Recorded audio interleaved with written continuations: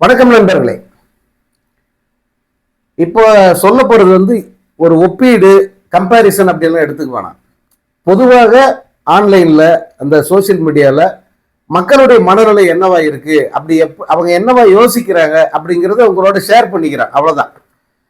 இந்த தற்கொலை கட்சி ஆரம்பிச்சு அங்கங்க பேச ஆரம்பிச்சு, அதுவும் வாய்ஸ் அவுடா இல்ல, நான் தான் அடுத்து சிஎம், நான் வந்தா இதெல்லாம் செய்வேன் அப்படிங்கிற மாதிரி எல்லாம் பேச ஆரம்பிச்ச பிறகு மக்கள் பொதுவா இந்த நடுநிலை அரசியல்வாதிகள் ஒரு நல்ல நேர்மையான மனிதன் நமக்கு வேணும், நம்ம ஆள்வதற்கு வேணும் அப்படிங்கிற ஒரு மனநிலை கொண்டவர்கள் சொன்னது என்னன்னா, சே, எப்பேற்பட்ட ஒரு தலைவரை நம்ம நம்ம நம்ம நம்மை ஆள்வதற்கு கொடுத்து வைக்காம போயிட்டோம். காரணம், அவருடைய அந்த விஷன், அரசியல்ல அவருக்கு இருந்த தெளிவு, இதெல்லாம் வேற ரேஞ்ச். இது இந்த தமிழ்நாடு யோசிக்காத ஒரு விஷயத்தெல்லாம் ரஜினி சார் சொன்னாரு. கட்சிக்கு ஒரு தலைவர், ஆட்சிக்கு ஒரு தலைவர், அதே போல படித்தவர்கள், இளம் வயதினர் அந்த ஆட்சி தலைவர் போஸ்டை ஏற்கணும்.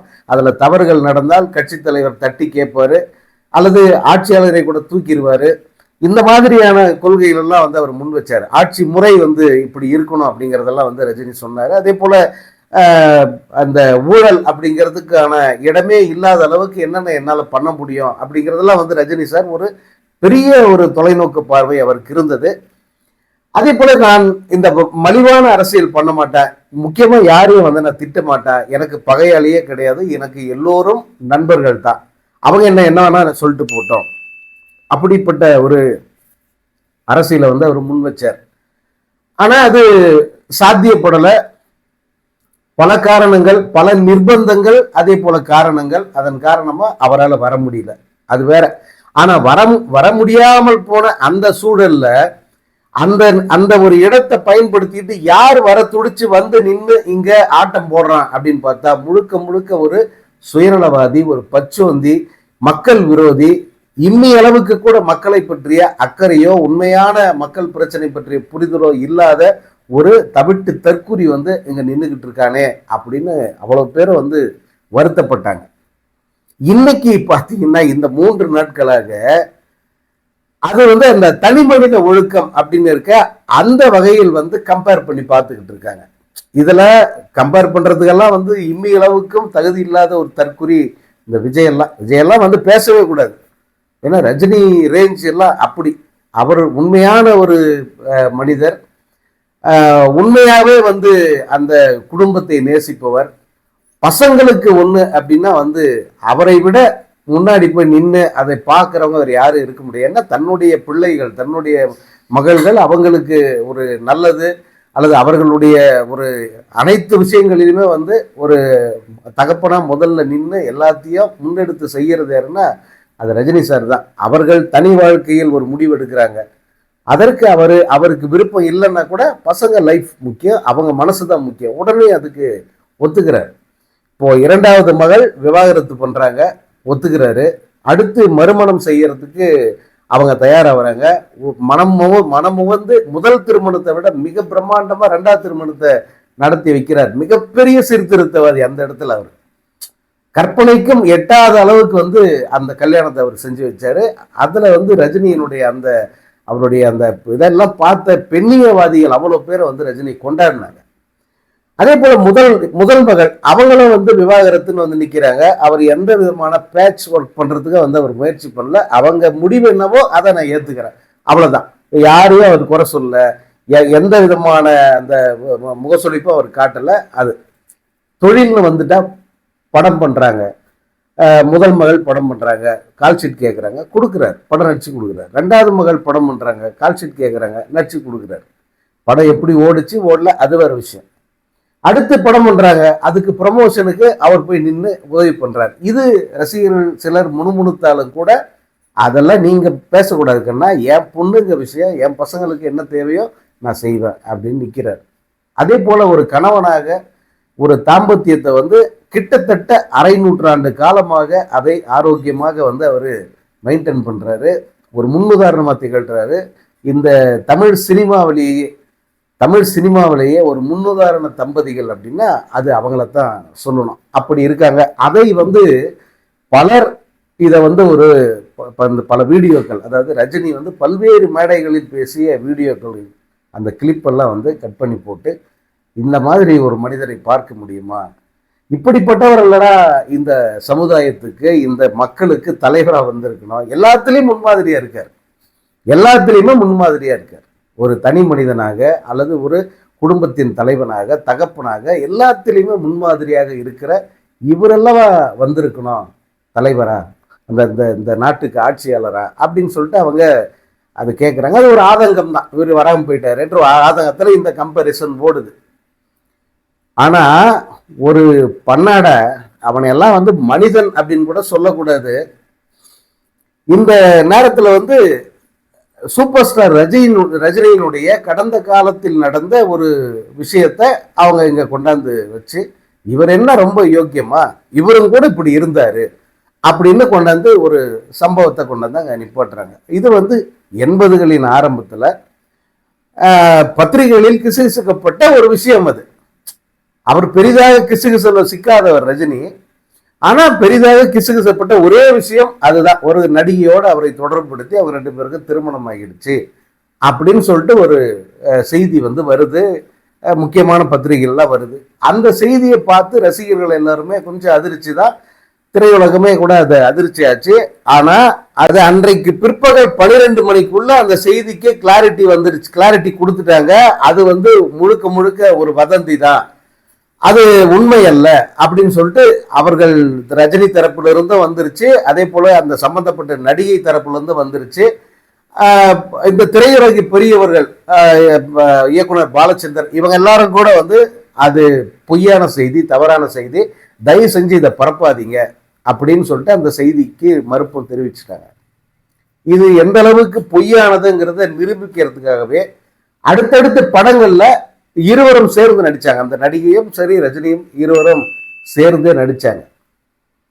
இந்த மாதிரி வந்து கள்ள தொடர்போடையே வந்து மெயின்டைன் பண்ணிக்கிட்டு படங்கள்ல நடிச்சுக்கிட்டு, யோசிச்சு பாருங்க, இந்த நடிகை நடிக்கிற ஒரு படம், அதாவது விஜயும் இந்த நடிகையும் இன்னொரு நடிகையும் சேர்ந்து நடிச்ச ஒரு படம். அந்த படத்துல வர்ற ஒரு கேரக்டரு, அதாவது மகன் கேரக்டரு, அந்த மகன் கேரக்டர் வந்து வில்லனால் வளர்க்கப்பட்டு இவனை தூக்கிட்டு வந்து இப்போ தன் மகனுன்னு தெரிஞ்சு மீட்டுக்கிட்டு வந்து தன்னுடைய கஸ்டடியில் வச்சிருப்பார் விஜய். அந்த பையனுக்கு பேரு சஞ்சய். கடைசியில பட கிளைமேக்ஸ்ல அந்த சஞ்சயை போட்டு தள்ளுறது தான் வந்து கிளைமேக்ஸ், அப்பனே போட்டு தள்ளுறது தான் கிளைமேக்ஸ்.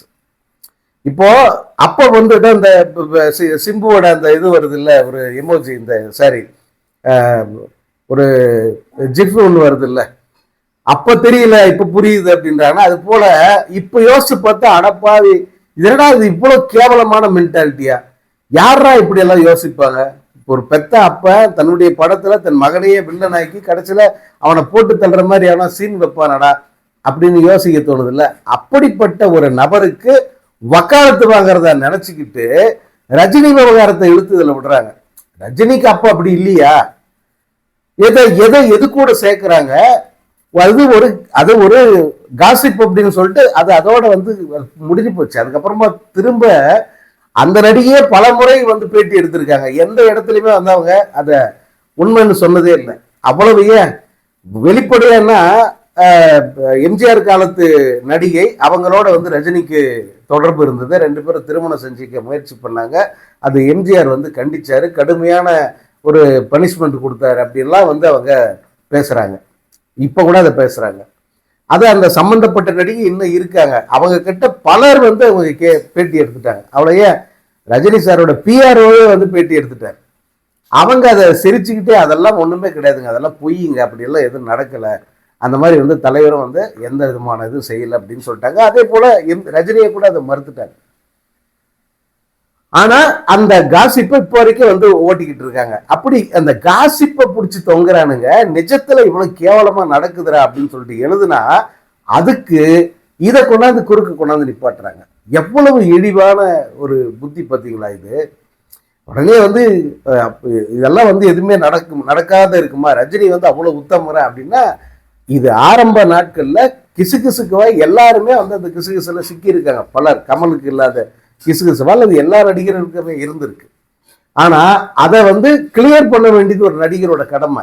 அந்த மாதிரி வரும்போது அந்த மாதிரி சிக்கல்ல தங்களை இழுத்து விடும்போது அது உண்மையா பொய்யான்னு சொல்லிட்டு தாண்டி போறது அந்த கலைஞர்களுடைய கடமை. அதை இவங்க எல்லாருமே செஞ்சிருக்காங்க.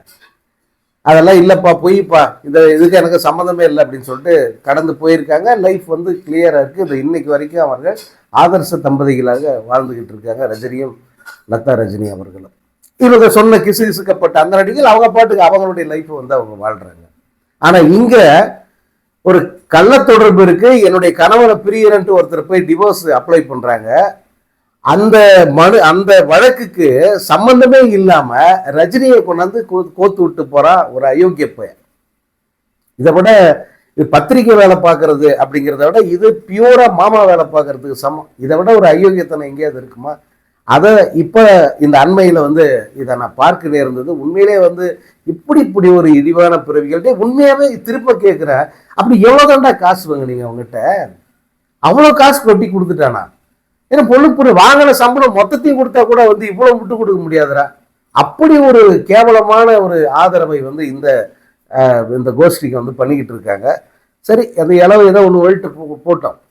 இப்போ சூப்பர் ஸ்டாருடைய அந்த படத்தினுடைய அப்டேட் ஒன்று வந்து சொல்லிட்டு இந்த வீடியோ முடிக்கிற. ஜெயிலர் 2 அந்த படத்தினுடைய கடைசி போர்ஷன் மட்டும் ஷூட் பண்றாரு. எதுன்னா ஷாருக் கானும் ரஜினி அவர்களும் இணைந்து நடிக்கிற அந்த போர்ஷனை மட்டும் ஷூட் பண்ண வேண்டி இருக்கு. அது ஒரு வார காலம் அந்த படப்பிடிப்பு நடக்க இருக்கு. அது அநேகமா வட மாநிலங்களில் வந்து நடக்கும் அப்படின்னு சொல்றாங்க. அநேகமா டெல்லியிலையோ அல்லது இதில் ஜார்க்கண்ட் மாதிரியான அந்த